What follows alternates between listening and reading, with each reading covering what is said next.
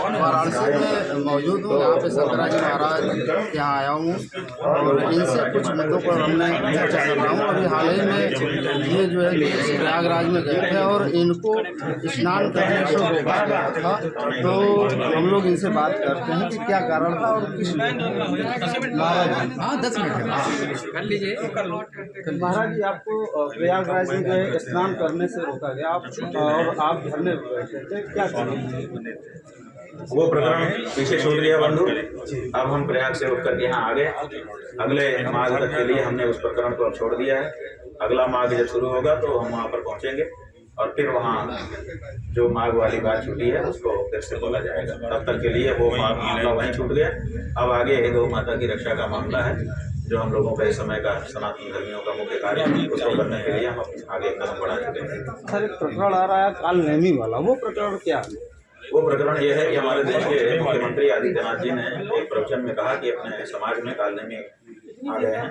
कालनेमी का मतलब होता है नकली हिंदू, जो अंदर से राक्षस है बाहर से हिंदू।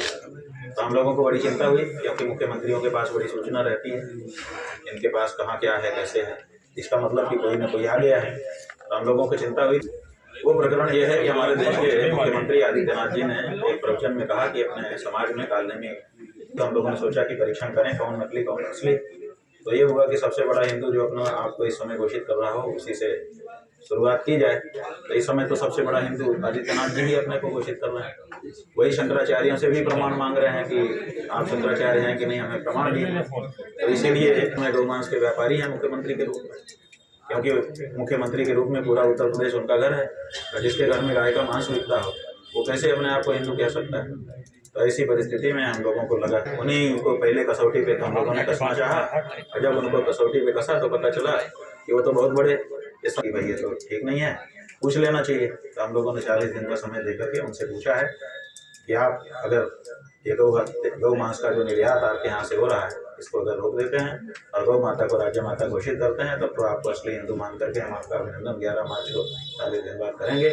महाराज जी नहीं कर पाए एक लगातार ये प्रकरण आ रहा है कि कह रहे हैं कि भैंस का मांस जा रहा है, लेकिन जैसे ही जो है वो जांच लैब प्रक्रिया में जा रही है गाय का मांस आ जा रहा है, तो इस प्रकरण में क्या करना है? अब हमको इसमें क्या करना है, आपने खुद ही बता दिया कि मतलब यह है कि भैंस का मांस है, लेबोरेटरी में गाय का निकल जाता है। और उत्तर प्रदेश में भैंसें बढ़ गई हैं और गाय घट गई है। अगर भैंस मारी जा रही होती और इतने बड़े पैमाने पर भैंस का मांस निर्यात हो रहा होता तो भैंस की संख्या घटती, तो भैंस की संख्या बढ़ रही है। इस समय उत्तर प्रदेश में 3 करोड़ 30 लाख भैंस है और गाय पहले कितनी ज्यादा थी, अब यहाँ पर 1.5 करोड़ भी नहीं है। इसका मतलब है कि गाय की संख्या घट रही है, भैंस की संख्या बढ़ रही है और मांस भैंस का आप कर रहे हो। एक ऐसे आप भैंस का मांस बेच रहे हो कि भैंस बढ़ती जा रही है, गाय कम होती जा रही है। एक आपके द्वारा 40 दिन का अल्टीमेट जो दिया गया है सर, अगर महाराज जी अगर अल्टीमेटम जो दिया गया है, अगर आपके जो अल्टीमेटम है अगर वो नहीं माना जाएगा तो आपके द्वारा क्या होगा? हमने बता दिया कि हमारे द्वारा